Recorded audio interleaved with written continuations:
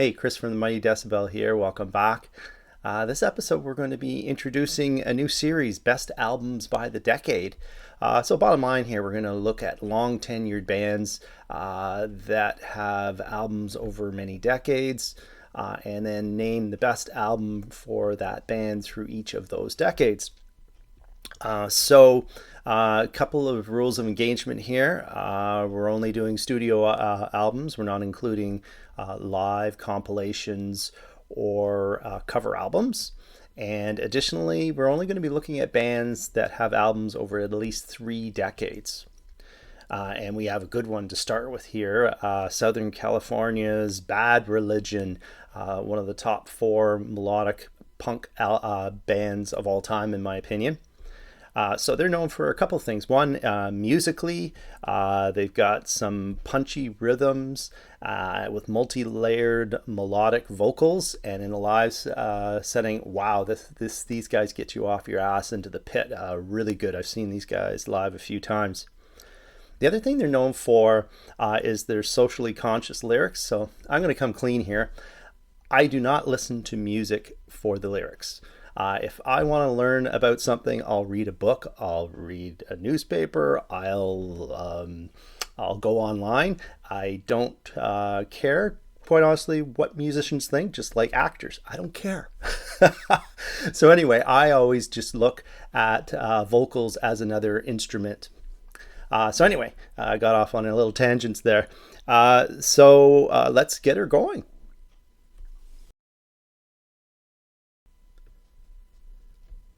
So Bad Religion started issuing albums in the early 80s and are still going strong now. So we got 4 decades to cover. And so we'll start in the 80s. So they issued 2 albums in the early 80s, in 1982 and 83, How Could Hell Be Any Worse, and Into the Unknown. And in my opinion, there's an inauspicious start for the band. I know some people really love this stuff, but I don't think so. It sounds rudimentary and undercooked, in my opinion. Not bad, but it's just not up to the standard that would come thereafter. So after a 5-year break, in 1988, they issued Suffer, and in 89, No Control, and these 2 albums are way better than the initial 2. Better songwriting and production easily on display here. And it basically sets the blueprint for the Bad Religion sound going forward. So of those 2, I would say that Suffer from 1988 is my favorite of the decade. Rhythm section bouncing furiously, catchy rhythms, but kick-ass as well. So the choice cuts here would be We Are the Government, Land of Competition, and Forbidden Beat.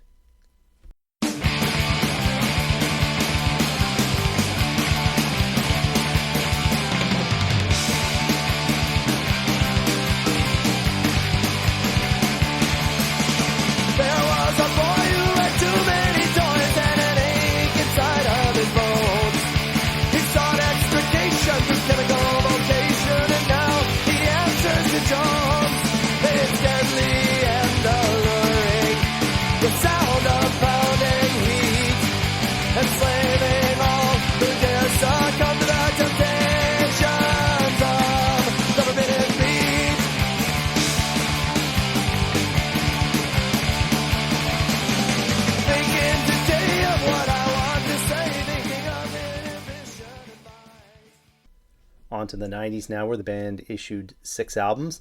This is the best era of the band, no question, containing the band's 2 best albums, both perfect 10s in my opinion. And given that, I'm going to cheat here and cover both of these albums as my favorite 90s album. So the first one being fan favorite 1993's Recipe for Hate. So this was the one with the American Jesus hit, rip snorting tracks all the way through. In fact, I'd say that this one has the most variety of any of the Bad Religion albums. So there's the tons of the obligatory melodic fare, pseudo hardcore punker, even a jangly country punk, I call it, a track, and a mid-tempo dirge. So bottom line, this is an album that any self-respecting melodic punk rocker needs to have in their collection. Choice cuts for me would be Struck a Nerve, the thundering Looking In, love that one, and the kick-ass title track.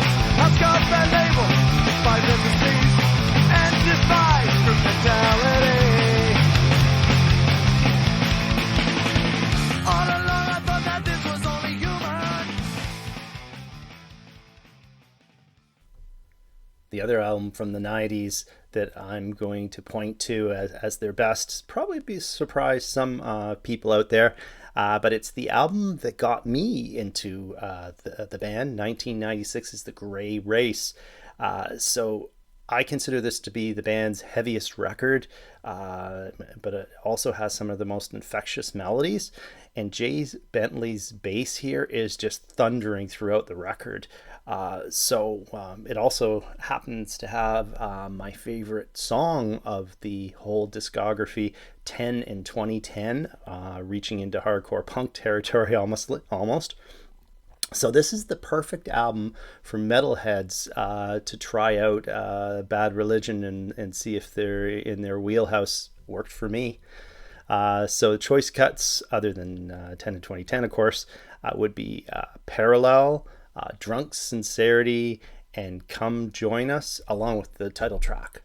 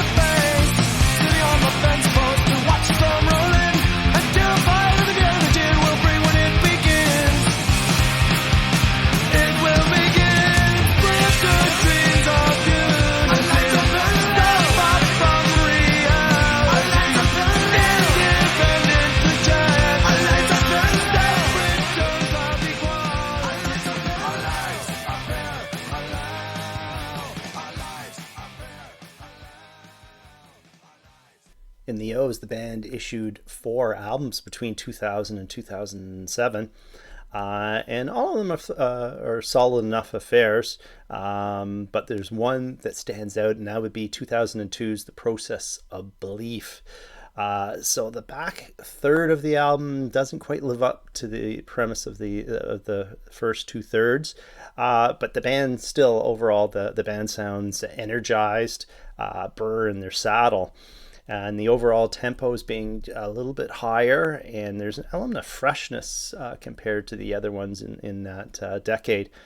More punk and less melody, I guess. Choice cuts here would be Supersonic, Destined for Nothing, and of course the pulsating hit Sorrow.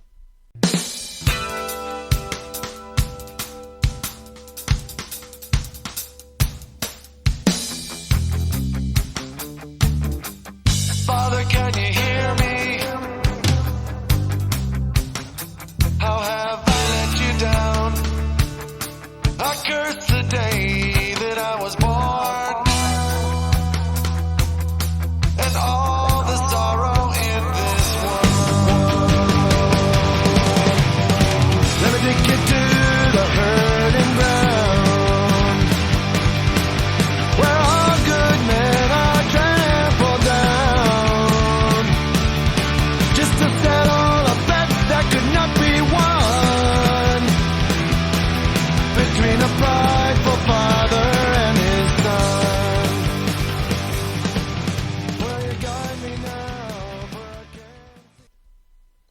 into the 2010s now, and after going through all these albums, what really jumps out is how consistent this band is.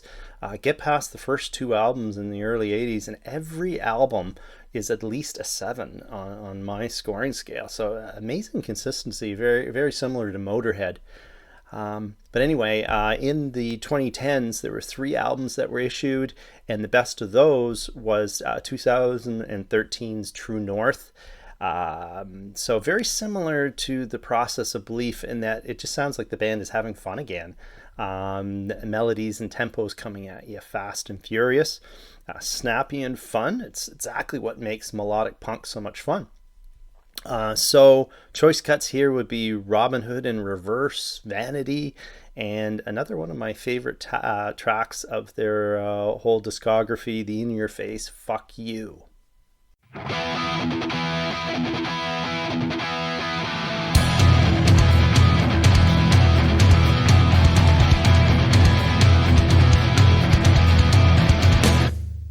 Everybody needs a token in the final on two. Never hurts you have a strategy you can go do. Sometimes I have no sense at all, as most flawed men are wont to do. Just say fuck you. Both love you and road. A man is too. Pay homage to. You better than do.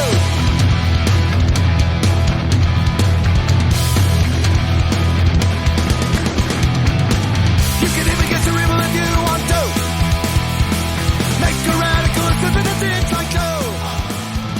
Sometimes it takes no thought at all. So there you have the best albums by decade for Bad Religion for the first 4 decades. And here's hoping that we can update this episode in 5 years and decide which is the best album from the 2020s for the band.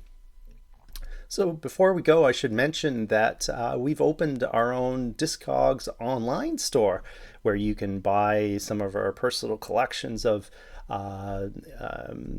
DVDs, CDs, vinyl, and cassette tapes. All you have to do is go to our website, www.themightydecibel.com, and click on the yellow Discogs store button, and you'll go straight there and take a look. Some excellent stuff on sale there. Anyway, thanks for joining us, and check in next Monday for our newest new release Monday episode. Have a great one. Bye.